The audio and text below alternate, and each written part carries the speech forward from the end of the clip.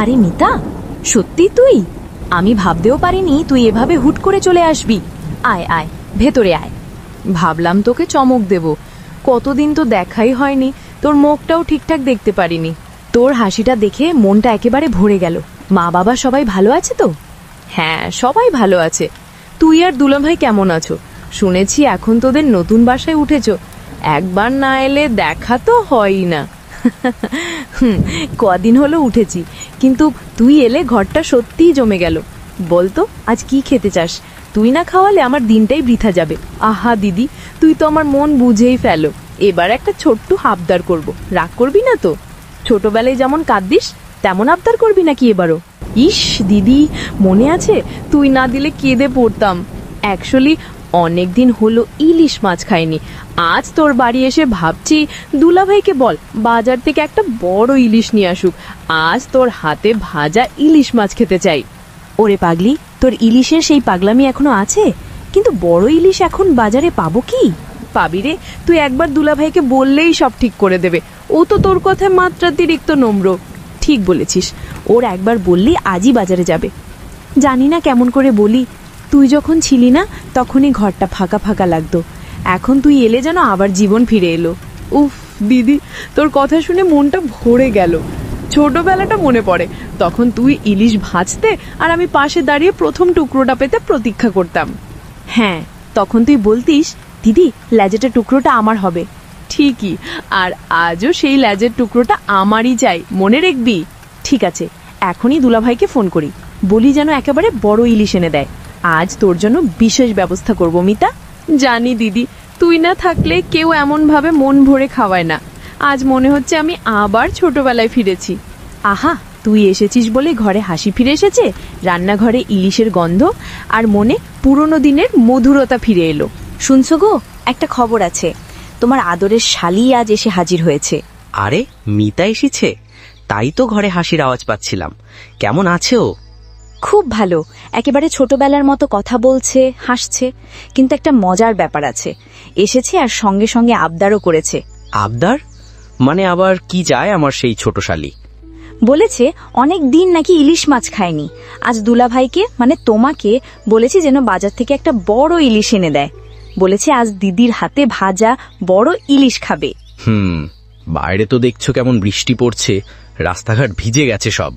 জানি, কিন্তু ওর মুখের দিকে তাকালে না বলতেও পারবে না। কতদিন পর এসেছে, আজ ওর মনটা ভরিয়ে দিও। আহা, আমার আদরের শালি এসেছে আর আমি বসে থাকবো? বৃষ্টি পড়ুক, ঝড় আসুক, ওর জন্য এটুকু তো করাই যায়। সত্যি? তাহলে আমি এখনই বলি ওকে যে তুমি বাজারে যাচ্ছ। ওর মুখের হাসিটা দেখলে তুমিও খুশি হবে। ঠিক আছে, ছাতা নিয়ে যাচ্ছি, বড় একটা ইলিশ নিয়ে আসবো। তোমার রান্না আর ওর হাসি আজ ঘরে উৎসব হবে। তুমি না থাকলে এমন দিনগুলো পূর্ণ হতো না। সাবধানে যেও, রাস্তা পিচ্ছিল। চিন্তা করো না, আমার শালির জন্য বৃষ্টিও এখন উৎসবের অংশ হয়ে গেল। এরপর রাশেদ বাজারে তার শালির জন্য বড় ইলিশ মাছ কিনতে গেল। এই যে রহিম ভাই, আজ একটা ভালো বড় ইলিশ আছে নাকি? আপনি এলেন বৃষ্টির মধ্যে? নিশ্চয়ই বাড়িতে কেউ ইলিশের লোক ধরেছে, তাই না? তাই তো, আমার শালি অনেকদিন পর এসেছে, বলেছে দুলা ভাই আজ বড় ইলিশ ভাজি খেতে চাই। তাই ভাবলাম একটু কষ্ট হলেও ওর মুখে হাসি ফুটাই। এইটা দেখেন ভাই, পদ্মার আসল ইলিশ, তাজা চকচকে। এইটা নিন, 1 কেজি 800 টাকাই দিচ্ছি। 800? ভাই, এত বৃষ্টি হচ্ছে, বাজারে তো ক্রেতাই নেই, আজকের দিনে এই দাম একটু বেশি না? ভাই, দাম কমালে তো ঘরে চাল উঠবে না। এই ইলিশ কিন্তু রূপে গুণে 1 নম্বর। রূপে গুণে ভালো ঠিকই, কিন্তু আমি তো বউকে বলেছি বড় ইলিশ আনবো, দামি ইলিশ না। চলুন একটু কম করেন, আমি এখনই নিয়ে যাই। আচ্ছা ভাই, আপনি নিয়মিত ক্রেতা, ঠিক আছে, 800 নয় 750 দিলেন, কি বলেন? 750ও বেশি।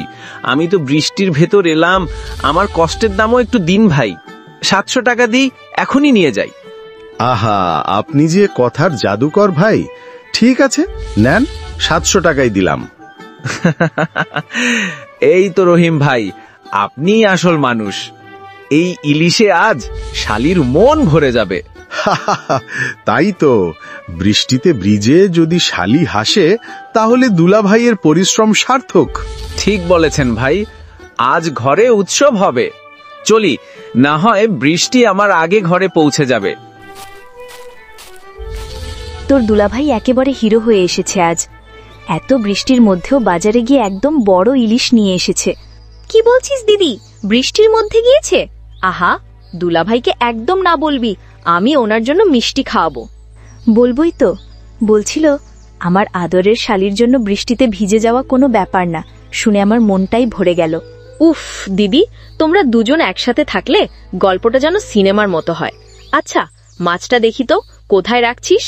এই দেখ, একদম চকচকে রূপালী ইলিশ। দেখ না, যেন নদীর জল এখনো ওর গায়ে লেগে আছে।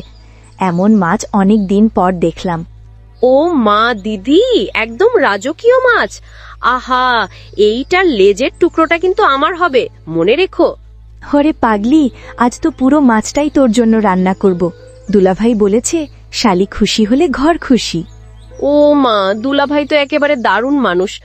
বল না দিদি, এত বৃষ্টির মধ্যে যে মাছ কিনেছে, দাম কি বেশি চাইনি দোকানদার? না রে, তোর দুলাভাই নাকি অনেক দরদাম করে কমিয়ে এনেছে। বলেছে আমার শালির জন্য ভালো মাছ কিন্তু দামে হতে হবে সাধ্যের মধ্যে। তাই নাকি? তাহলে তো আমার দুলাভাই এখন বাজারের ইলিশ কিং। আচ্ছা, এখন তুই রান্না শুরু কর, আমি বসে বসে দেখি তোর জাদু। ঠিক আছে, আজ এমন করে রান্না করব যে তুই সারা জীবন মনে রাখবি। গরম ভাত, পেঁয়াজ কুচি আর মচমচে ইলিশ ভাজি, ভাবলেই জিভে জল আসে। আহা দিদি, তোর হাতের স্বাদই আলাদা। ছোটবেলায় মনে আছে, তুই রান্না করলে আমি লুকিয়ে এসে চুলার পাশে বসতাম মাছ ভাজার গন্ধ নিতে। হ্যাঁ রে, তখন তো তুই বলতিস, দিদি প্রথম টুকরোটা আমার হবে, নয়তো রাগ করব। এখনো তাই বলবো, তুই যতই বউ হ, আমার দিদি সবসময় দিদিই থাকবে। আজও প্রথম টুকরোটা আমারই হবে। তাই হবে মিতুরে। দেখ, এখনই গন্ধটা ছড়াতে শুরু করেছে। আহা দিদি, এই গন্ধটা যেন শৈশবের স্মৃতি। মনে হচ্ছে আবার আমরা দুজন গ্রামের রান্নাঘরে আছি। মা বাইরে কাপড় শুকোচ্ছে আর আমরা ইলিশ ভাজা অপেক্ষায়। সেই দিনগুলো কত সুন্দর ছিল, তাই না? আজ মনে হচ্ছে সব আবার ফিরে এসেছে। হ্যাঁ দিদি, আজ সত্যি মনে হচ্ছে আমি আমার নিজের ঘরেই আছি। তুই এলে ঘরটাই আলাদা আলোয় ভরে যায়। এলে এখন বস, একটু পরেই গরম ভাতের সঙ্গে দিচ্ছি ইলিশ ভাজি, তোর প্রিয় রেজের টুকরোটা প্রথমেই। উফ দিদি, আজকের দিনটা আমার জীবনের সেরা দিন।